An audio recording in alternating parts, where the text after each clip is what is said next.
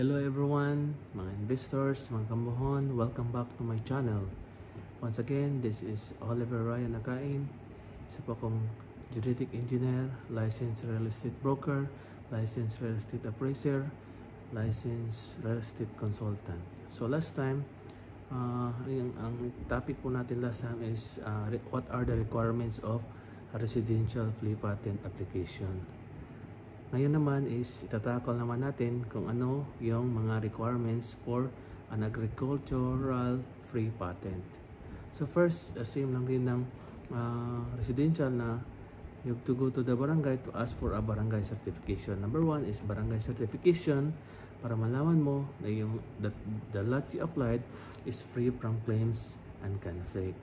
Next is tax declaration. So pumunta ka din sa assessor kung saan yung lupa na ina-applyan mo para malaman mo para mag-request ka ng latest certified true copy of tax declaration. Number 3 is RTC certification. So pumunta ka sa regional trial court para malaman mo na yung lot is not covered by a pending land registration case.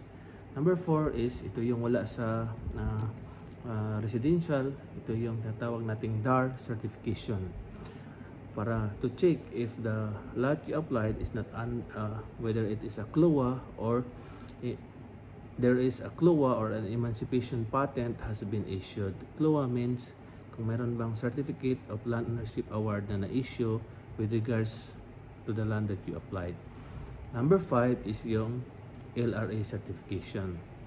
So pumunta ka sa Land Registration Authority para malaman mo if there's an cadastral proceedings or if there's an old survey, maybe private or original survey on that land that you applied.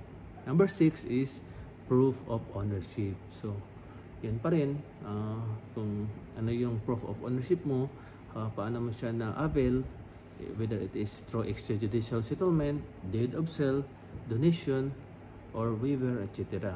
And then number 7 is any valid ID of the applicant. Yun lang po. So sa residential is 8 yun, yung sa agricultural is 7 lang.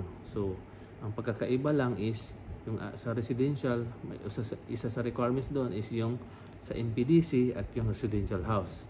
Dito naman sa agricultural, wala na yung residential at yung sa MPDC, meron namang DAR certification. And then sa application fee naman is 150 pa rin, and then documentary stamp is also required. So yun lamang po.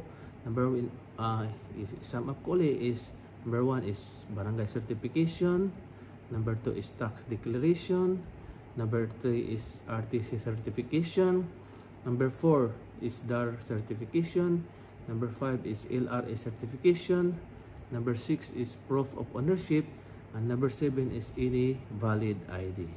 So yun lamang po yung mga requirements to apply on agricultural free patent. So that's it. Thank you and good night.